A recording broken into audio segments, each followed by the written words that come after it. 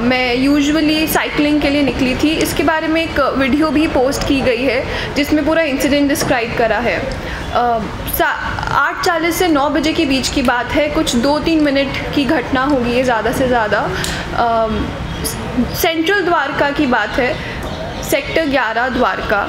और साइकिलिंग करते हुए दशहरा ग्राउंड के सामने एक लड़का गाड़ी अपनी आगे रोकता है। मैं उसको पास करते हुए, साइकिल पे हूँ मैं और मैं निकल जाती हूँ।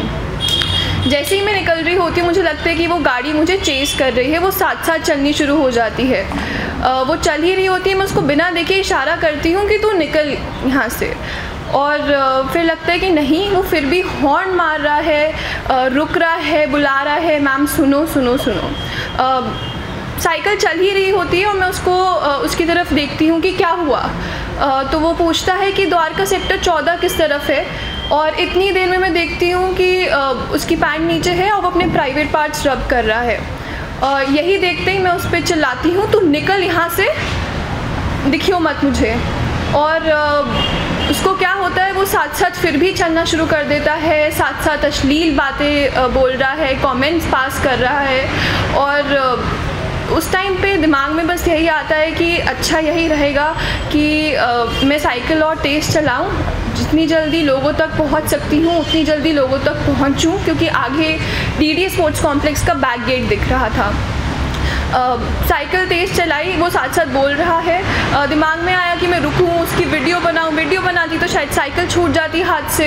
और कुछ दिमाग में नहीं था, बस चली आगे और हेल्प बहुत ज़ोर से चलाया तो पता चला कि लोगों तक मेरी आवाज़ पहुंच रही है। जब लोगों तक आवाज़ पहुंच रही थी तो मैंने और तेज़ हेल्प चलाया और लोग मेरी तरफ आने लगे, मैं लोगों की तरफ आगे जाने लगी। इतनी देर में एक होप दिखा कि अच्छा लोग सुन रहे हैं, और वो धीरे धीरे निकल जाता है आगे।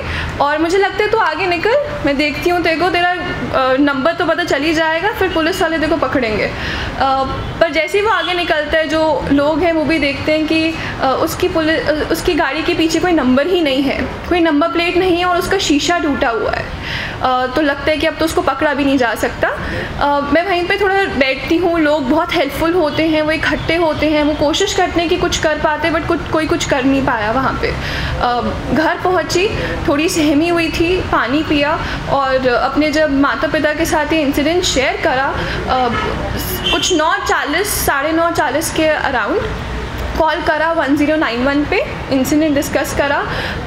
फिर उसके बाद सेक्टर 1 से कॉल आया, पीसीआर टीम से कॉल आया, सेक्टर 9 से कॉल आया। तो जो आखिरी कॉल थी उन्होंने यही कहा था कि देखिए उसको पकड़ना थोड़ा मुश्किल है क्योंकि वो आगे निकल गया। मैंने उनको बताया कि वो किस डायरेक्शन में गया, तो वहाँ पे 8 कैमराज लगे हुए हैं, तो आप उसको पकड़ सकते हैं, तो प्लीज़ देखिए, कोशिश करिए। पर उन्होंने यही कहा कि देखिए वो मिस्त्री से जाके लगवा लेगा अपना शीशा, और नंबर प्लेट और कोई एज सच आइडेंटिफिकेशन नहीं है, हमें बस यही पता है कि वो ग्रे कलर की एक गाड़ी है, छोटी गाड़ी है। तो अब हमने इनोसेंटली उनकी बात मानी कि ठीक है वो सही कह रहे होंगे, वो शायद पकड़ा नहीं जा सकता।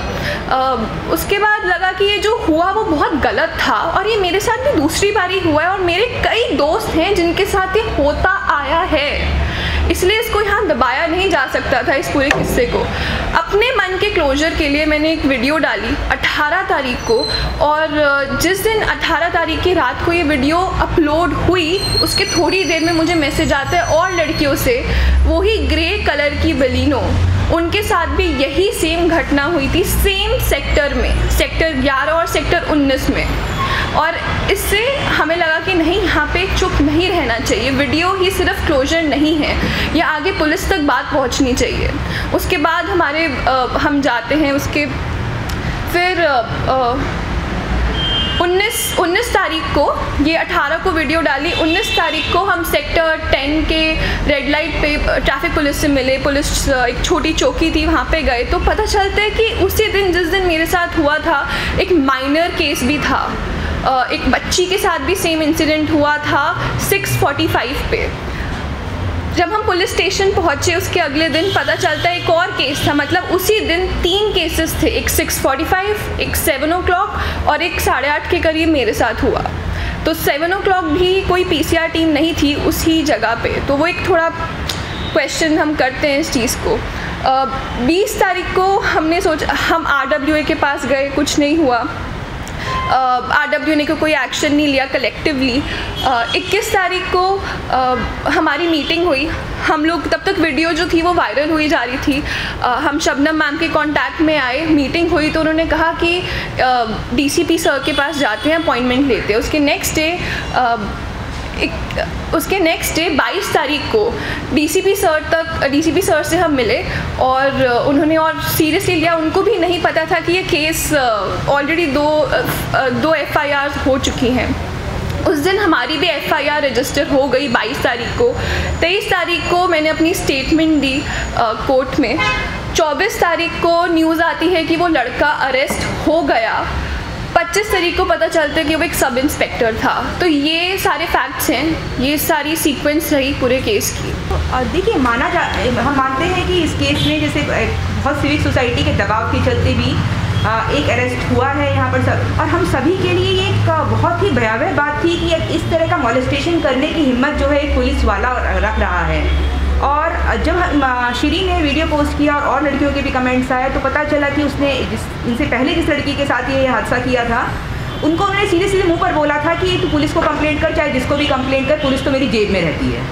तो जब सिस्टम के अंदर इस तरह के लोग मौजूद हैं जिनको खुद ही कानून का कोई डर नहीं है, तो हम सिस्टम से पूरा सवाल उठाना चाहते हैं कि हम कैसे आप पर भरोसा करें और कैसे मान लें कि आपके सिस्टम में यह एक अपवाद था और यही एक अकेला पुलिस वाला नहीं है। तो पूरे सिस्टम में बहुत तरह के रिफॉर्म्स की ज़रूरत है, बहुत चीज़ों पर काम करने की ज़रूरत है, जिस पे हम लोग आज चाहते हैं अपनी डिमांड्स कुछ रखना चाहते हैं। साथियों का यहाँ आने के लिए बहुत बहुत धन्यवाद। हम आज एक प्रेस कॉन्फ्रेंस करने जा रहे हैं जिसमें मैं सबसे पहले अपने साथियों को यहाँ पर इंट्रोड्यूस करवा देती हूँ। मेरा नाम सीमा जोशी है, मैं द्वारका की एक रेजिडेंट हूँ। मेरे साथ में शिरीन है जो अपनी रिसेंट उनके साथ एक केस हुआ था उसके बारे में हम डिस्कस करेंगे। लीना जी हैं, शबनम हाशमी जी हैं, रितु जी हैं। हम सभी द्वारका के रेजिडेंट्स हैं और हम द्वारका एक साथ एक कलेक्टिव के जरिए हम जुड़े हुए हैं।